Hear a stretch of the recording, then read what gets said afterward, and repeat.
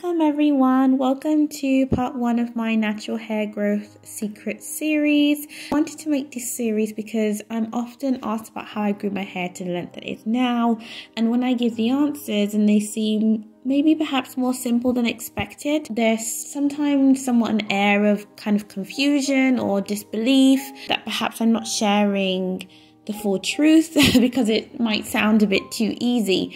So the purpose of this series is to help you to sort of simplify your understanding of natural hair growth. It's to help get rid of some of the anxiety and the confusion that can come from consuming a bunch of content at the beginning of your journey. When you first start out, it can feel like there are a million ways and methods to grow long natural hair. And it may also feel like there are so many different things that you need to add to your regimen, so many products that you need to get in order to succeed. There are so many videos out there on co-washing only, shampooing regularly, no oils or butter, only oils and butter, protein sensitive, low porosity, high porosity, protective styles that you thought were protective but really not. It can definitely feel confusing at first. So in this series, what I'd like to do is I'd like to break down the start of your hair journey into core values that you can build upon over time without feeling too overwhelmed. Because I believe that natural hair is really simple. Caring for it is simple, growing it out is simple. It's just that a lot of the things we've learned along the way, usually in our lives so far, are just really damaging, are just not the direction that we need to be going in. And I think we live in an information age, and as amazing as it is, we can sometimes get overwhelmed by all the information out there. So these 3 pillars that I've chosen are the 3 areas that I've tried to master along my hair journey that I think have helped me grow my hair to tail bone length and beyond, not once but twice. So I really hope that these tips will be helpful for you as well. So the first pillar is routine. Establishing a routine where you decide to maintain your hair on a regular basis is really important.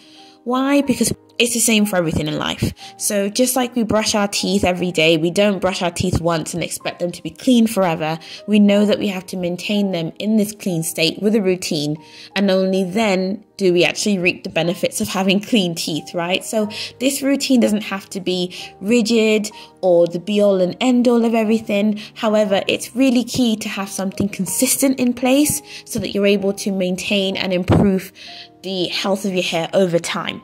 Now, if this sounds burdensome or heavy, it really doesn't have to be. You can make sure that the routine you create is in line with not only what your hair needs, but it's also in line with your lifestyle as well.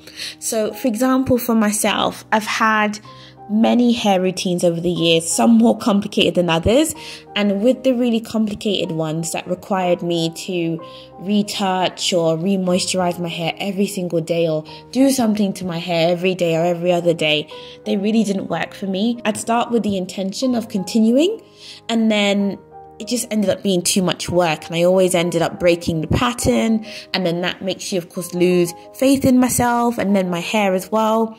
So the regimen that I've had for the past couple of years works best for my hair, and it's in line with all the other commitments in terms of family, work and everything else that's going on in my life. I don't touch my hair every day. I don't even think about my hair every day. My regimen takes place once a week at most, sometimes twice, but that's it. I think you can think of a routine like a meal plan or exercise plan, but for your hair. So you can plan it out in advance to make sure that it has everything that your hair needs. Actually do it and then repeat. Whether it's weekly, bi-weekly or monthly, having something regular in place that actually works is a major key to having healthy natural hair. So you might be wondering, so what works in terms of a regimen? What is a good routine in general? I will be making a video on how to build a solid natural hair care routine, so look out for that one. If you're curious about my routine, I have a video on this already on my channel. It's my wash day routine, so feel free to check that out. The second pillar is definitely technique. So once you have a solid routine in place, now it's time to take a look at exactly how you carry that routine out. So how do you do what you do? How do you wash your hair? Do you wash it all in one go? Do you divide it into parts? when you apply moisturizer, do you apply it to the top layer of your hair, or do you take the time to make sure you're coating every strand? How long does that take you? Developing good technique is something that you'll most likely be trying to do throughout the whole of your journey. It's something that I'm still working on now, because half of it is knowledge and the other half is sort of muscle memory and actually knowing your hair and what your hair likes.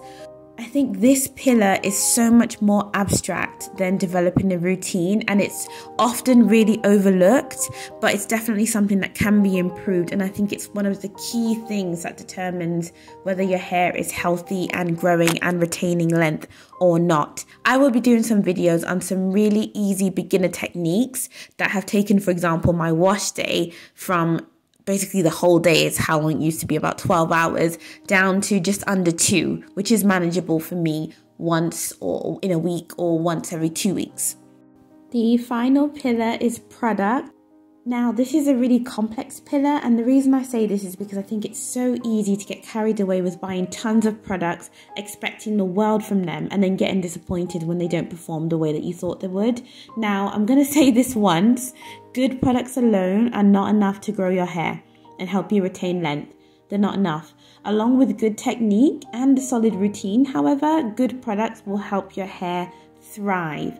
So what are good products? I'm sure everyone has their opinions on what makes a product good and what doesn't, but my take on it is, as long as a product aids in both the short term and the long term health of your hair and does what it says on the tin, then it's a good product.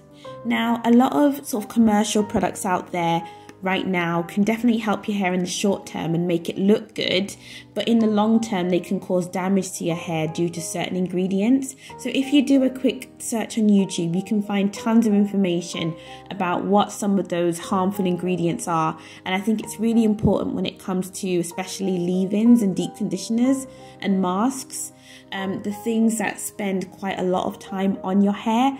I think it's really important to making sure that there's nothing harmful there for your hair. My advice would be to try one product at a time and really analyze how it makes your hair feel and whether or not it would be a good addition to your hair journey in the long run. I know it's really tempting to buy every product that we see and give it a try, especially with all the raving reviews and amazing colors and packaging and marketing that we see out there at the moment. However, I would really stress, for the sake of your hair and your pockets, to find something you like and stick to it for the long term. I think it's all down to personal preference, but my own take on products and my own regimen is that I like to stay as close to nature as possible, at least within reason. So I make my own hair butters. They smell super yummy and they're rich and they keep my hair soft and moisturized and buttery for days, even in the cold British winters, which I tell you is no small feat. And all of the ingredients are 100% natural and there are no nasties or preservatives. They also wash out completely as well, because all the ingredients are natural and there's nothing binding itself to your hair long term. If you didn't already know and you'd like to try some of my butters, I do offer them through my website, and you can find the link in the description below. The other take I have on hair products in my own regimen is that minimalism is key.